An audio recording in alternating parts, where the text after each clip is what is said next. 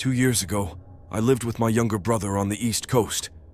We didn't go out much, mostly just hung out with friends and got food. I wanted to do something different and saw that camping was a popular activity since we lived near the Appalachians. I told my brother, but he wasn't interested. So, a few days later, I bought a small tent and some safety tools, packed up an old backpack, and drove to a nearby trail.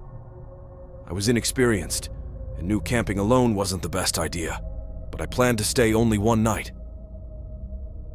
After an hour of driving, I arrived at the trail. There were no other cars or people around. I put on my backpack and started hiking. The trail was narrow and not well maintained, but it was manageable. It was clearly not a popular trail, as it was overgrown in many places. After an hour, I reached the end of the trail. The campsite was small and overgrown, just as I expected. However, I noticed a pile of logs on the other side. They had charred wood flakes blowing off in the wind, meaning they had been used recently, maybe even the night before. I looked around but saw no tents or signs of anyone else. I went to the other end of the campsite, set down my things, and started setting up my tent. It wasn't late yet, so I took my time to make sure the tent was secure. After finishing, I took a break, sitting and eating inside the tent. As the sun set, I heard a crackling sound, like a campfire, nearby. I unzipped the tent and saw a man sitting across the campsite by the half-burnt logs. He looked older, maybe in his 40s. He was already looking at me, so I nervously waved. After a few seconds, he waved back. I gathered some sticks and made a small campfire. As it got darker, there were only our 2 campfires lighting the area. I kept glancing over, trying to see if he had a tent or a backpack, but I only saw him sitting there. It felt eerie and made me uneasy. Where did he come from? My tent was next to the trail, so I would have heard him if he walked up. The other side was just empty woods. He didn't move from his spot for at least an hour, maybe 2. He just sat there, staring at the fire.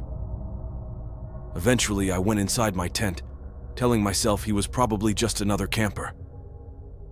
I lay down, trying to rest, but my mind wouldn't let me sleep. I just listened to the faint crackling of his campfire. An hour later, I heard leaves crunching slowly towards my tent. I sat up and saw his shadow on the other side of the fabric. My whole body froze. He stood there for a moment, not moving or speaking. Then his shadow moved away, and I heard the leaves crunch as he walked off into the distance. I quickly unzipped the tent and looked out. The campsite was empty, and the man was gone, leaving only the burning logs. I packed up in a hurry, breaking some of the tent rods to move faster, and left without seeing the man again. I still don't know what happened out there, or what might have happened if I stayed.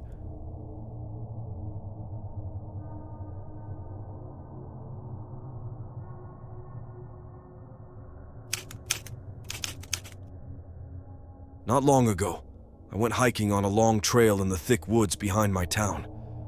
I lived in a small town with less than 1,000 people, far from any big city. The woods were flat, with a few ponds and small rivers. I was heading to one of these rivers. I'd been there before, but never camped there until this day. I knew it was about a 3-hour walk north. As I walked between the trees, it was very quiet except for the birds and animals rustling in the leaves. There were no other people or hikers. This wasn't even a real trail, just open woods. About 45 minutes away from the river, I ran into someone. We were walking toward each other and didn't notice until we were a few feet apart, separated by only a couple of trees. I was confused and a bit nervous because it was unusual to meet someone off the trail in the middle of the woods. The man had the same look on his face. I was about to say hello, but he gave a slight, nervous smile and turned to walk off to the side. I kept walking too, but I looked back after a bit and saw him almost running away without saying a word. It was unsettling. It seemed like he didn't want to be seen or didn't care about the odd chance we met. I continued on my way to the river. There was no campsite, so I set up my bag and tent in the flattest spot I could find. I got a fire going since the sun was setting. I gathered sticks and twigs to keep it burning for a few hours. I wanted to stay up to see the stars because I could get a good view of the Milky Way away from town. Hours passed as I sat and waited. Suddenly I heard footsteps behind me, slow and careful. I turned to look but couldn't see much in the dark. The footsteps stopped, so I knew they could see me even if I couldn't see them. I grabbed my heavy-duty flashlight and shone it at the trees. I moved it back and forth but didn't see anyone. My heart started to race as I felt uneasy again. "Anyone out there?" I called. "Hello?" There was no answer, not even another footstep. After thinking for a moment, I decided to walk toward where I heard the sound. I needed to be sure. I carefully stepped through the woods, keeping the flashlight steady. When I got to where the sound came from, I moved the light to my left, looking behind each tree. Suddenly, the light revealed a large man. It was the same man I had run into earlier. He was only 20 feet away. Even with the light on him, he stood still. I tried not to react and continued moving my flashlight across the woods, hoping he thought I hadn't seen him. Then I walked back to my tent, trying to act calm. I picked up my bag, looked around once more, and quickly left my tent and campfire behind. I walked into the woods along the riverside. Once I felt I was far enough away, I sprinted until I was sure I was away from the man. I found a spot to rest and stayed awake until sunrise. I don't think I was followed. I made it out without seeing or hearing the man again. I don't know why he was there, or why he hid near my campsite, but I never went back to get my tent, fearing what I might find.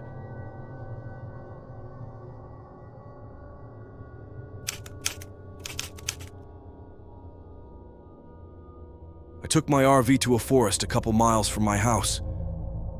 I live in a rural area with lots of forests, so camping is pretty common.